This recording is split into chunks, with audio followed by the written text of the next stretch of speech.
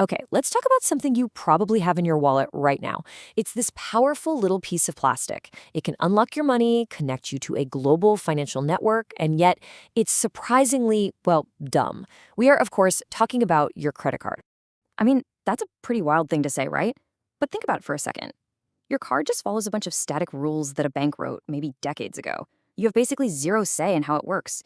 You can't tell it, hey, don't let me buy anything on Amazon after 10 p.m. or only work for my Uber rides. It just is. But what if you could change all that? What if you could become the programmer for your own money, injecting your own rules right into the moment you make a purchase?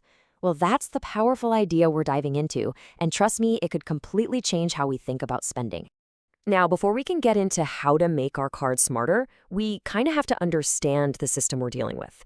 It's this lightning-fast 50-year-old machine that powers every single tap, and it all happens in less time than it takes you to blink. So picture this. You tap your card to buy a coffee. In that instant, a request zips through a huge network like Visa or MasterCard. It hits your bank, which makes a split-second decision, and then the approval or decline races all the way back to the terminal, and boom, that little beep happens. All of that in what, like 300 milliseconds? It's insane. Now here's the really wild part. The language that this whole global system speaks, it's a protocol from 1987 called ISO 8583.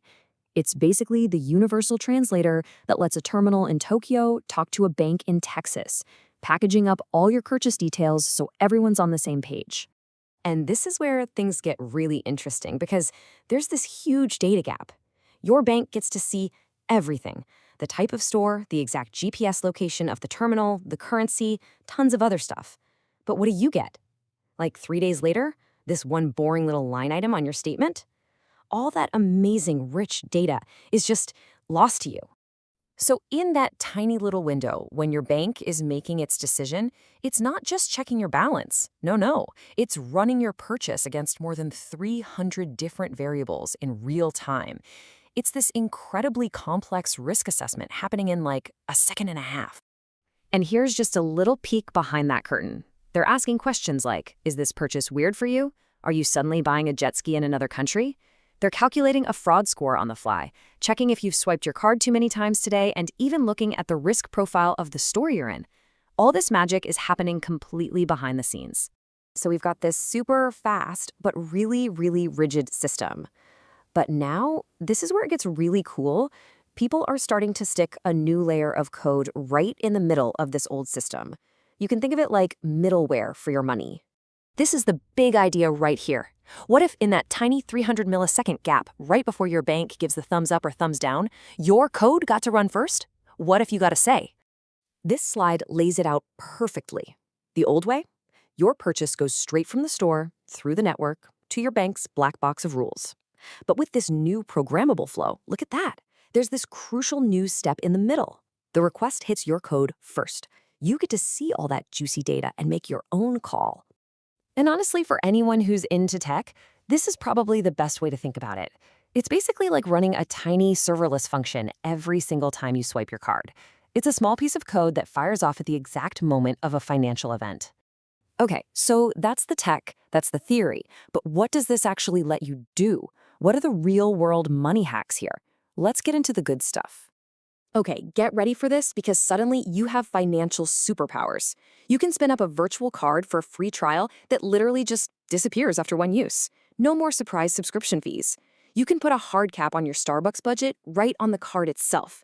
You could even automatically push every single transaction into a Google Sheet in real time per perfect budgeting. And it's not just for you. Imagine giving your kid a card that only works at the school cafeteria. The level of control you get is it's a whole new ballgame. My absolute favorite example of this, though, is this one developer.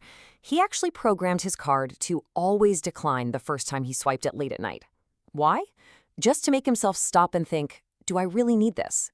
He literally built a pause button into his own spending habits. How cool is that? So you're probably thinking, how is this even possible? You can't just plug into Visa's network, can you? And you'd be right. But it's all thanks to this massive, massive shift happening in the financial world. The magic word here is banking as a service, or BaaS. Basically, instead of spending years and a gazillion dollars trying to become a bank yourself, tech companies can now just partner with an existing licensed bank. They use APIs to plug into the old school banking infrastructure and build brand new stuff on top of it. Honestly, the best analogy is this. It's the AWS of banking. You don't build your own data centers from the ground up anymore, right? You just rent space from Amazon. It's the same idea here. You just rent the banking infrastructure. And that is why we're seeing this absolute explosion of fintech innovation. And that really brings us full circle. We've gone from this piece of plastic that's, well, kind of dumb, to a financial tool that you can actually program. The power, the logic, it's back in your hands. So I guess I'll just leave you with this one question to think about. If you could code your money, what would be the very first rule you'd write?